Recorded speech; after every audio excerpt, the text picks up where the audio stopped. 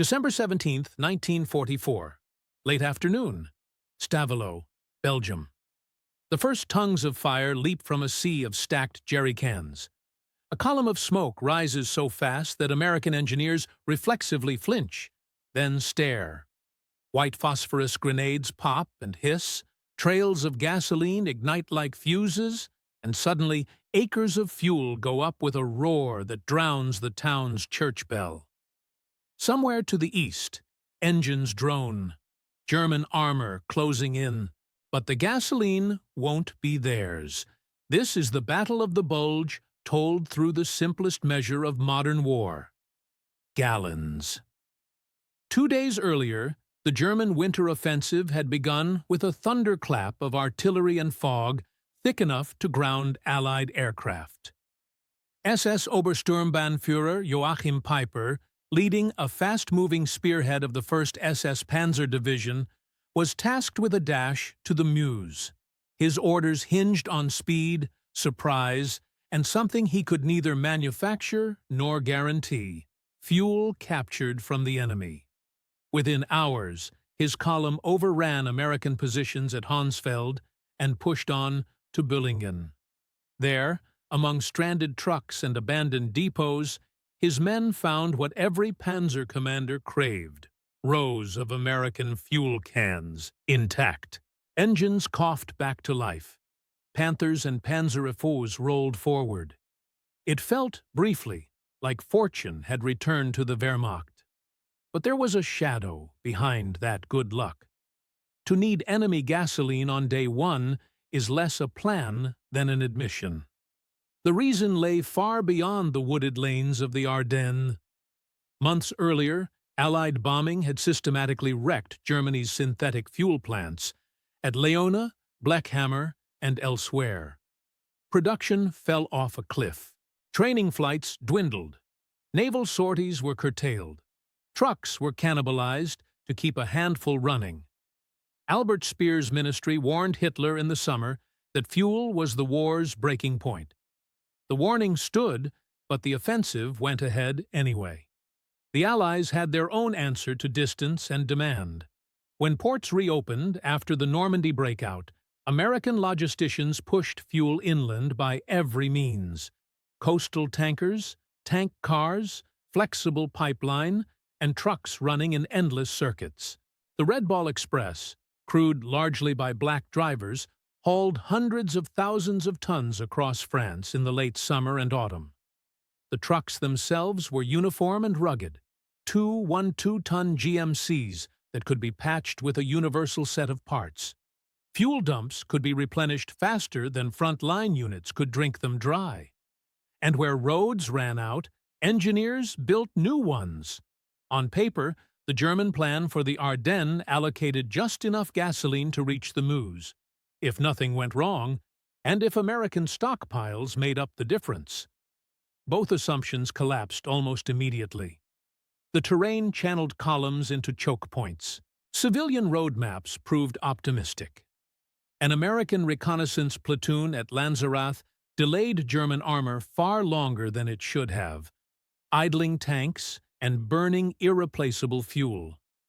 When Peiper's force reached Trois Ponts, the 291st Engineer Combat Battalion had already dropped the bridges. Every detour cost time and gasoline. At Stavelot, the engineers made a different kind of calculation. Denial would be measured in gallons and in hours. Better to incinerate the dump than feed German tanks on a forced march. The fireball that roared into the sky was visible for miles, a beacon for American defenders and a sentence for German logistics. Similar scenes played out around Spa, at intersections and supply points across the First Army's rear area. In the first days of the battle, American units destroyed fuel by the millions of gallons rather than allow a liter to change hands. The abundance itself became a weapon. What Peiper's men had managed to capture in Büllingen and along the road not only kept them moving, it told a story. Shipping manifests, maps, and maintenance logs left on desks and in pockets documented a supply chain that began in Texas and ended at forward depots within weeks. Across the Channel, pipelines built under the code name Pluto fed tank farms along the British coast, while on the continent, a sprawling lattice of hose and steel in American hands moved fuel as far as Paris and beyond. By December 1944, Allied forces in northwest Europe could consume millions of gallons a day and still add to reserve stocks. German staffs grappling with ration schedules calibrated in tens of thousands found the numbers incomprehensible. There was another difference that rarely makes dramatic footage but decides campaigns: standardization. The American Army's appetite was vast, but its menu was simple. Sherman tanks and GMC trucks used common fuels and parts across units. Mechanics trained on one vehicle could service another. German columns, by contrast, were a mosaic.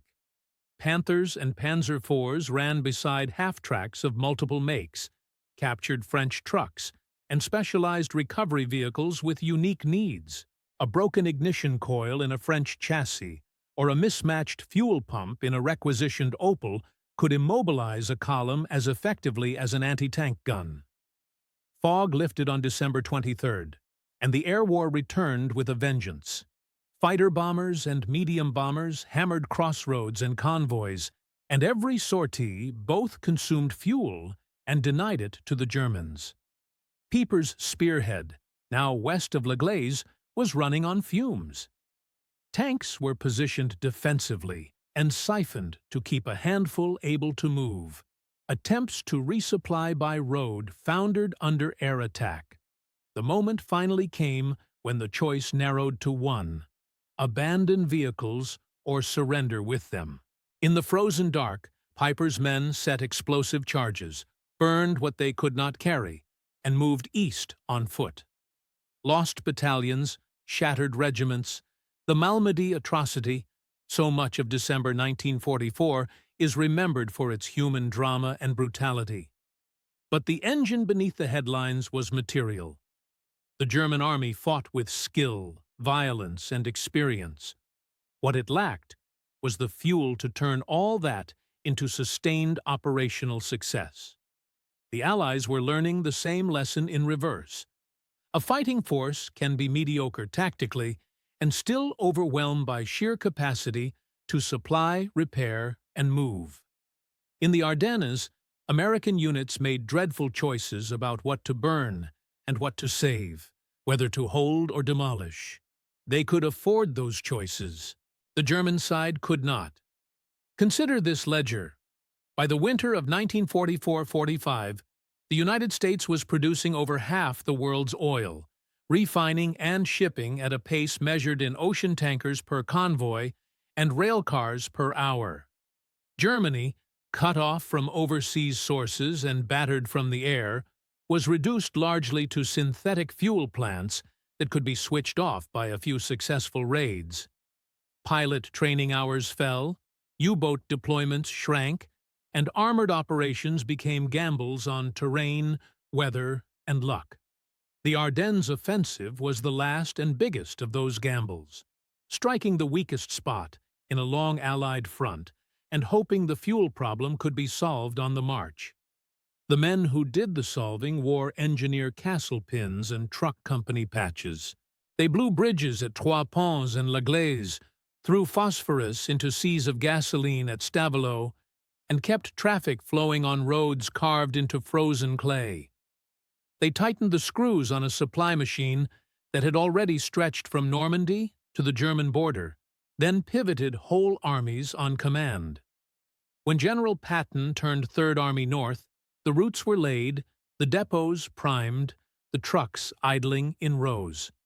The movement consumed more fuel than the Germans could dream of receiving for an entire operation. And it happened in days. By Christmas, the German salient was spent. Snow lay blackened around burned-out hulks. In American field notes, logistics officers tracked deliveries and issues with a bureaucrat's calm.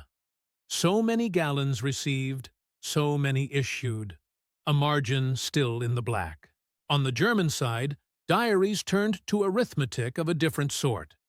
how far a platoon could travel before its last can ran dry, which vehicles to drain to keep the rest useful for 1 more hour. There is a photograph taken after the battle in La Glaise, a king tiger hulking beside a church, its armor intact, its turret frozen.